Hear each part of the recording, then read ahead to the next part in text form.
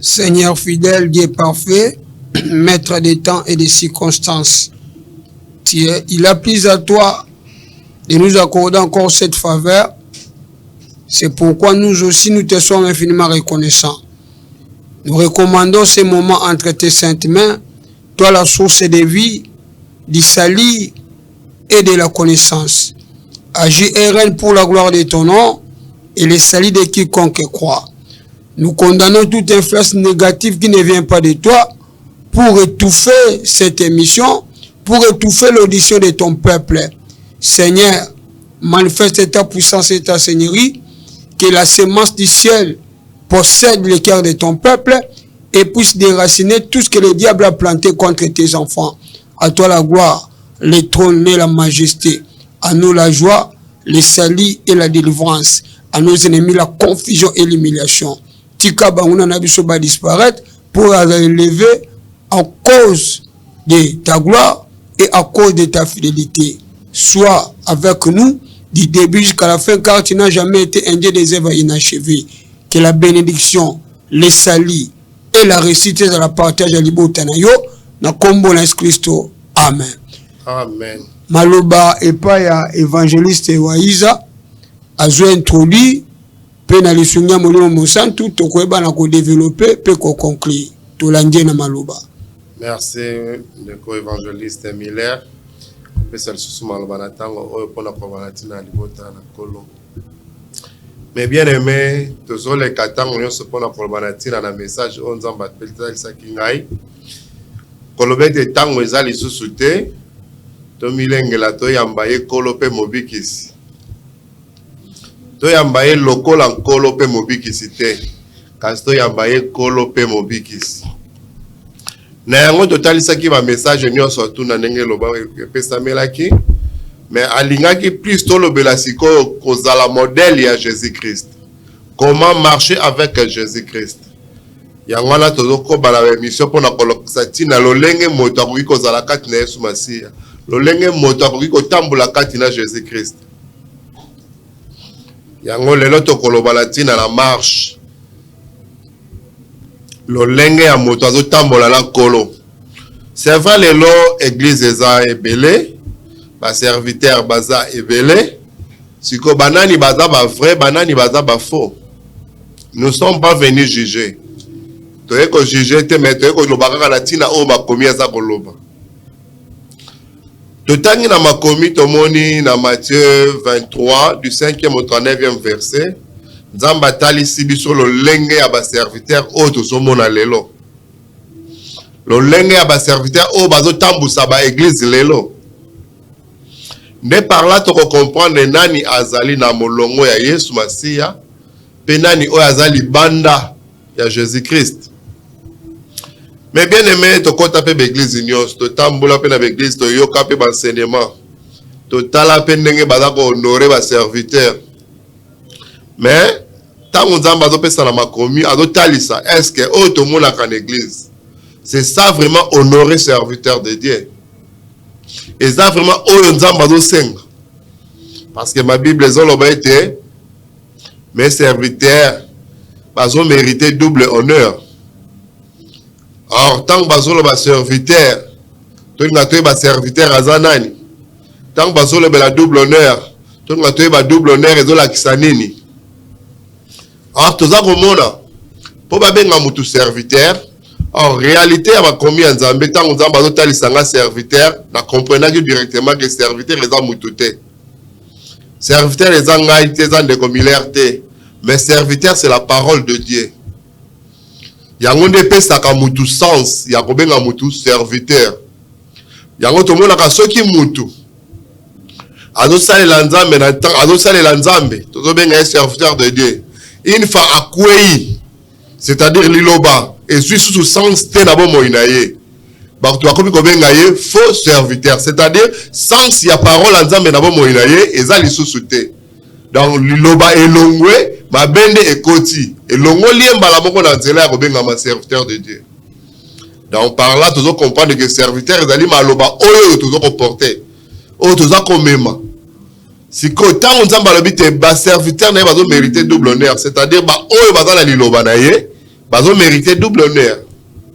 Si quand on y a double honneur, on est toujours mérité. Et ça le lengenine. Parce que toujours pour confondre honneur et adoration. Alors, honneur, tant que la Bible sur le serviteur, bazo mérité un double honneur. Honneur à l'iboshe ezali kaka pendant que ça les lanzambe na solo na sena moi. Tu seras respecté. Respect kaka. Yango les honneur on zamba zolobela. Respect et l'obité qu'il faut moutoua fouka belayo. Respect et l'obité qu'il faut moutoua ko pomper wa parfum. Respect et l'obité moutoua ko cirer ba chaussure na yo. Respect et l'obité qu'il faut tomber la pasteur na niveau moko telema beta maboko pour pesa le kum. Non. Respect et d'aller quand on reconnaître que cet homme est de Dieu. Ce monsieur sert Dieu. Il y a un honneur à l'bosonza bado pesa la moto, ado pesa la moto ado salelaye. Honneur yami balé. Ezali tant moto aza enlevé. Tant au côté de la gloire ya Nzambe. Aux autres déjà qu'on bénéficie honneur. Nzambe a accordé aux grâces honneur au comme la isika ya zali. C'est ça le double honneur. Honneur el bosso na sena moi. Oyo, ozo sa la Nzambe, bazo respecter yo, bazo considérer yo. Honneur yami balé zali Nzambe na considérer na royaume na ye. Honneur ya liboso na yami balé ya ngwana. Mais les autres zo mona na église, tant bazo le bela honorer serviteur, ezali ke bino nyonso botele mabo betele maboko. Bo bana ko komisa ye, bo bana ko change la ye, bo ngumba mela ye, bo sala oyo nyonso to ko sala. Oyo nyonso to sala mawana, ce n'est plus l'honneur. Wana eza honneur te wana komi adoration. Tant ozo fuka mela déjà pasteur na yo, tant oza déjà ko pomper ba parfait ko tombola ko sala balolengo eza déjà adoration. Oza déjà na libanda ya honneur ya ko respecter mutu, ko komi nde ko adorer mutu. Tant on komi ko adorer mutu, c'est-à-dire oza disqualifié. Il comprend yemo ko yebi ke musala zo sala eza na ngonde ngwana. Donc il n'est pas dans les bons. Comme il n'est pas dans les bons, on n'a pas bateau va yepa na yepe, ba beba. Donc on mema bino tout na mouvement na ye. Honneur aux Nzamba zolobela, ezali kaka ya respect. Ezali ko ngumba mela motote. Ya ko sala o tozo mona lelo na église te. Wana ezali adoration. Alors adoration ezaka rapport na mutu moko. Tout genou fléchisse, toute langue confesse que Jésus-Christ est Dieu. C'est lui seul qui mérite nos adorations. Adoration est un rapport à Yesu Masia. Autre qu'on gumba mel. Autre qu'on pompe ma parfum. Autre qu'on honorer, qu'on adorer, qu'on tombe la lolenge nyos. Et ça que Jésus-Christ. Il y a qu'on mérite adoration. Mais pour ce serviteur, tous ont mérité un respect. Respect aux autres personnes, ça nous donne aux autres son honneur. Il y a vie à mout. Il y a un temps que nous avons commis la Matthieu 23, du 5e au 39e verset, de comprendre ma caméra Nicolas Bandé Koloba. Nous avons compris que tant yango, poto kende maleme na kotali sa message oyo. Pona koyeba ba serviteur ya malamu to ya mabe. Bible zo bazo tokoyeba kaka na misala. Misala oyo tokoyeba eza libanda makomi te eza kaka na kati ya makomi. Nde Bible kotalisa biso po to comprendre. Ozotambola na église nini? Oza ya pa ya nani? Est-ce que ozotambola pona otombola mutu? Ozotambola po za la kaka mosali na ye to ozotambola na église pour que ozala serviteur de Dieu? Nde ko atangeli biso Matthieu 23 5e verset. Nous lisons au nom de Jésus. Amen. Ils font toutes leurs actions pour être vus des hommes.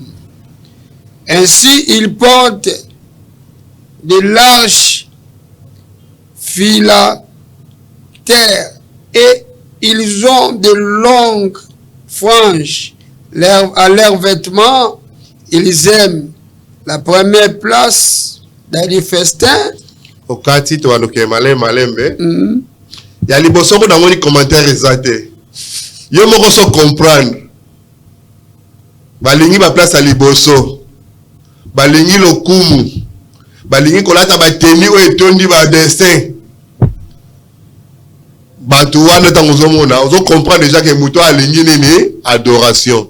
Donc moto aza lolendo azolinga tombo à la place ya Nzambe. Tokobi ndeko na ngai.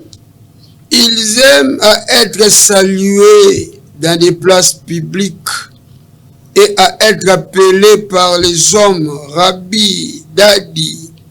Mais vous ne vous faites pas appeler Rabbi. Amen. Car un seul est votre maître et vous êtes tous frères. Amen. Tous ceux qui t'ont malem, pour la comprendre. Parce que autres loba et outil na bisoté. Tous autres ils sont dans ma commis. Aux appels na bateau, nous appelons na pasteur ou na serviteur ou nous allons na bango. Là nous to bundé la rapé pour na bango. Kagibe ma kofi pour la pasteur na ngate eko mekate bitumba pe bimi. Car ba pasteur o malinga ba benga ba na lieu public. Faut que ganga maître, oh moto na Nzambe yonde donc azolinga lokumu. Que ba kumisa nde na place publique ba kumisa ba tombola ndeye. Donc yende faut que na premier niveau donc ebo tchaina likolo pasteur leader mon premier yondo leki bango yonde mto bandaki masolo ango yonde Nzambe yonde bo donc balingi lokumu bato wana nde Nzambe azotalisa baza ba modèle bato tokolanda bato tokotambola na bango ba oyo tokoya po tokoma ba serviteur ya solo ya Yesu Masia. Ndeko kiti 9. Et n'appelez personne Père spirituel. Car un seul est votre Père, c'est lui qui est dans les cieux. Ne faites-vous pas appeler directeur, car un seul est votre directeur, le Christ. Amen.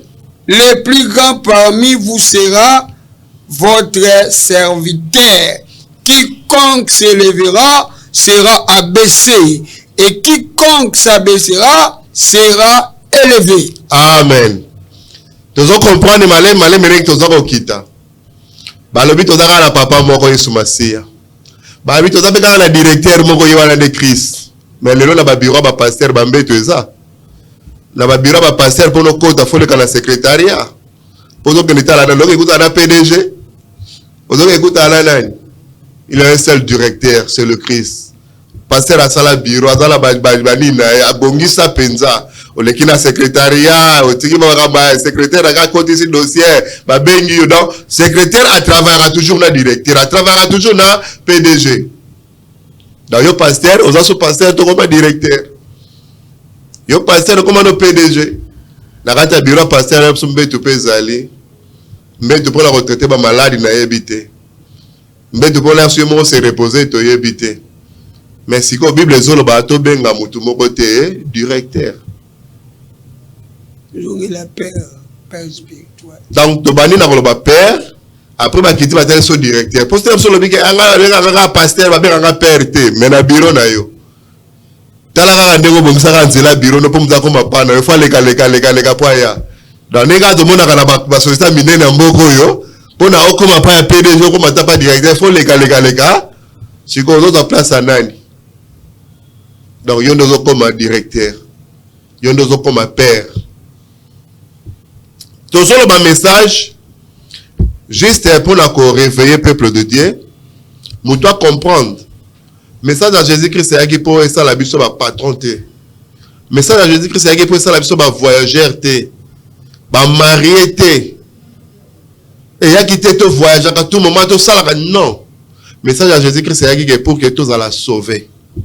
Afin que bateau va sauver, que les gens gagner, âme chose à la paix sauver. C'est ça la mission que Jésus a dit qu'on sauver, que ça l'a mokil. Ayagi pour habiter sa humanité. Tant que mon qui accompli, bien ce coquille, ça m'a dit père, tout est accompli. Pourquoi le bagi tout est accompli? Parce qu'il y a bagi déjà qui si na bongi si déjà terrain, na bongi si nios. Après, alobi na bato oh ya bongi sila kinyo sabi ke bino bebo kende bo sala kaka la même mission, c'est-à-dire aller faire de toutes les nations mes disciples. C'est ça le rôle de l'église. Église ezali pour na gagner ba âme et benda bato na présence de Jésus Christ afin que biso no tomo na gloire na ye, mais pour na ko comme serviteur pour na ko bona gloire ya Nzambe ezo senga fo mutu à se repentir abotama ya sika akoma mwana nzambe a obéir na commandement ya Jésus-Christ azoba linga nzambe na yo pe linga moninga na yo ko linga moninga na nde ya kosala misala na nzela ya kosala misala wana nde nzambe azoko agréer yo azomona o azali serviteur na nga lelo enlèvement koki koya tali ke misala muto asala ki yango nde kotombola mais ce que l'église lelo ezo former ba disciples te ce que lelo église ezo gagner ba âme te ba église comme que oyo baza ya déjà ya ngai donc oyo ya Yesu baza wapi même Jésus-Christ a gardaki ba disciples te atindaki bango aller faites de toutes les nations mes disciples mais yo kangi ba âme wana na kati na église ozaka na posa offrande to nini et puis d'ailleurs offrande ceux to kolobela offrande ezali ba matériel te lelo nazomona ba pasteur bele bazolobela offrande quand na sens ya matériel atata mbongo non offrande eza matériel te offrande on nzambe agréaka eza motema mutu l'offrande donc eza na définition mibale misatu te offrande sur le cœur de l'homme. Le cœur qui opesse yango pa ya nzambe, motemo do pesa pa ya nzambe, yango na de offrande agréable pa kolo. Na go pesa ba million mais naza ndoki. Na go pesa ba mapango ba bituka mais naza na misala mabe, naza no occultisme. Est-ce que on les offrandes pour na kolo? Non. Les lois églises les offrandes de la matériel. Ozo garder bateau pour na matériel. To Jésus-Christ a bi formé tina ba kende panza sango. Bango pe ba salela. Ya ngwana komona pona o comprendre ba serviteur oyo baza bato ba mitombolaka baza bato ba lingi baza na ba premier rang baza bato ba lingi fala ta toja la ta bilambi la ta popo mona oyo pena ya nzambe eza elamba te moto esala ka moto serviteur eza ko vanda na premier rang te de sala ka moto serviteur ata moto azo to sa nzambe azo banga azo tambola na makomi na ye. Il obéit la parole de Dieu. Lelo, tous en a directeur, d'abord pasteur directeur. Un pasteur oyoyo. Il y a chaka penambo on a pour na ko somba ba am. Ko somba ba ndimi quoi. Dans la somba ba tu ba ton de église. En disant ba pesi liloba ya ofele. Si la parole est venue de Dieu et touche à mitema pe motabongo la motema. Tant on peut si mutu mbongo ye paina, tant on lobi ko pesi eta osalani. Arobima. Donc comme il a requitté, continue pas. Malheur à vous, scribes et pharisiens, hypocrites, parce que vous fermez aux hommes le royaume des cieux. Vous n'y entrez pas vous-même et vous n'y laissez pas entrer ceux qui veulent entrer. Amen. Tozo koloka makomi mtezo loba. Tozo tali sabino makambo oyoyo. Ozala eza na Bible na yo. Mais là so zora ta otanga ba verset ote. Ozora peta ko comprendre message ote. Ba faux serviteur, ba autos bazo mi tombola. Bazo mi tsa balingi ba titre. Ba yaka de ba benda ka batu pemene na bango pona ko tali sa bango bokonza nzambe te. Seulement pour vous égarer. Parce que bango mo baza déjà égaré, ba yebi ba ko nzela mabe. Alors pour ça la bango bezali pe bino pe bokenda nzela ya mabe. C'est la Bible qui le dit. Boko contacter yango pe bolingi pe batu, ba contacter ba oyo bazoya. L'amso longwe na ndako pe ko sambela l'église à solo. Mais au fond dans la carte de fanatisme, ozoye baté ko zado na carte ya kobunga. Tozo mema message pona kolobete mutu soko lingi Yesu Masia. Tu pries. Sambela le mara Seigneur oriente-moi. Je vais hériter le royaume des cieux. Et dans la prière, on a salaki, na moni ba porte fongwa mi na comprendre o nzamba lobi na ngai. Donc na yeko comprendre que nzamba lingaka mutu. Akoma na posa ya kozala pembeni na ye. Mutu azaka na posa akota la gloire ya nzambe. Nde o nzamba lukaka na mutu. Tant on a salaki prière wana nde nzamba fongolinga miso comme ko talisanga. Dans une seule mission d'aller faire de toutes les nations me disciples. Kende koloba sango na ngai. Donc, mouton nzamba zobenga, on a la poste à vivre gloire à nzambe. On a la poste à vivre enlèvement. À fois ça les nzambe. Ko ça les nzambe to zolo bango ezaka ka hotel mana cherté. Na babalabala na ba wenze na babis. Mais yo moto ça les nzambe zala conscient que na zo ça les nzambe na solo. Na meni sachet te na senga ka ba mbongo soki na lobika moi verser moko, na ina tie yo sachet pia na mbongo. Na lobino 2-3 versets na tie sachet pesa kabongo non. Confiance na ona ne reprocher yo. Ozo sala nzambe na solo bien na lokuta. Na solo to na libumu. Parce que nzamba do tala na o ezo frapper misute, mais nzamba tala ka motema. Batata bato amona ke tali lopeli lo banzambe na misu to moni we ateli lo banzambe po mutu alinga ko ebeta kana misu. Akopesa na embongo. Mais yo moko mutu to panza sango. Yo mutu so benga bato ba ya pa na Yesu Masia. Est-ce que zo sala ngo vraiment? Na message ya nzambe nenga tindi to sala ngo pona libumu. So sala pona message ya nzambe gloire à Dieu. Mais so sala pona libumu yebete nzambe bakosaka ete. À lui la vengeance, à lui la rétribution. Donc tous y a la mosala nzambe pona ko gagner ba âme, pona ko enseigner batu la parole de Dieu. Ko talisa batu la repentance. Batu ba ya ba bongo la mitema. Mission tozana ngo yango la batu ba ya ba bongo la mitema. Tozo benga batu te po ngala lo ba ngande mutu nzamba lo belinga ngande nazali kolo ya batu. Non. Tanga zolo bana makomine ete bana mibali na ya basi ba ko prophétiser des vieillards et des jeunes gens auront des songes et des visions. C'est-à-dire, à